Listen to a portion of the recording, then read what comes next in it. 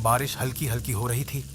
मैं हमेशा की तरह ऑफिस से निकलकर उस पुराने बस स्टैंड पर पहुंचा, जहां से रात 10 बजे की आखिरी बस मिलती थी। बस नंबर 302। यही मेरी रोज की साथी थी। पुरानी, खड़खड़ करती हुई, लेकिन भरोसेमंद। आज कुछ अजीब सा सन्नाटा था। न वो चाय वाला दिखा, न वो बुजुर्ग अंकल जो रोज बस का इंतजार करते थे। स्टैंड पर बस मैं ही था। थोड़ी देर बाद वो बस आई। हेडलाइट की रोशनी सीधे मेरी आंखों पर पड़ी और फिर हल्की धीमी ब्रेक की आवाज।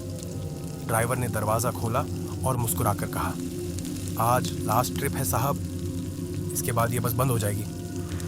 मैं हंस पड़ा। अरे ऐसा क्या? फिर तो आज खास सवारी है। मैं चढ़ गया। बस में सिर्फ 4 लोग और थे। एक लाल साड़ी वाली औरत जो खिड़की के पास बैठी थी, एक अधेड़ उम्र का आदमी जिसकी आंखें झुकी हुई थी, एक बूढ़ा जो लगातार बाहर देख रहा था, और एक बच्चा जो मुझे घूर रहा था। बस धीरे धीरे चलने लगी। मैंने खिड़की के बाहर देखा। बारिश तेज हो रही थी, लेकिन सड़कें सुनसान थीं। सिर्फ हमारी बस थी, जैसे पूरी दुनिया रुक सी गई हो।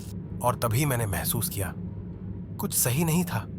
बस की रफ्तार अब एक अजीब लय में चल रही थी, न तेज न धीमी, जैसे किसी पुरानी धुन पर नाच रही हो।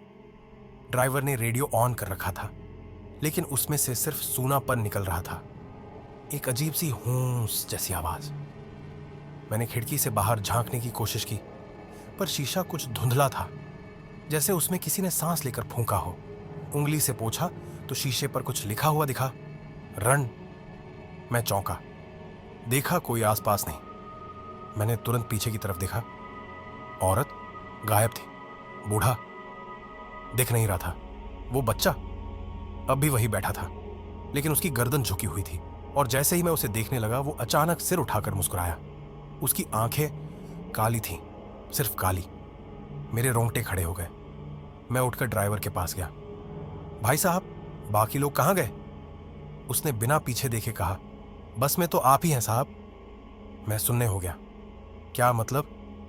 मैं सबको अभी देखा था। ड्राइवर ने फिर वही बात दोहराई। इस बस में आज सिर्फ एक सवारी है, और वो आप हैं। तभी एक झटका लगा। बस रुकी। बाहर देखा तो एक सुनसान बस स्टॉप था, लेकिन वहां कोई भी नहीं था। बोर्ड पर नाम लिखा था, मृत स्थान। मैंने कभी ऐसा कोई स्टॉप नहीं देखा था। बस दरवाजा अपने आप खुल गया और कोई चढ़ा, लेकिन सीटें अब भी खाली थीं। बस फिर चल पड़ी। मैंने घबराकर अपनी सीट पर वापस जाकर बैठना चाहा, लेकिन अब मेरी सीट पर कोई और बैठा था, वही लाल साड़ी वाली औरत। पर उसका चेहरा इंसानी नहीं था, जैसे किसी ने चेहरा चाकू से काटकर टांका हो। मैं पीछे हटा, लेकिन सीटें एक एक कर भरने लगी अपने आप। सारे गायब लोग वापस आ गए थे, और अब सबकी निगाहें मुझ पर थीं।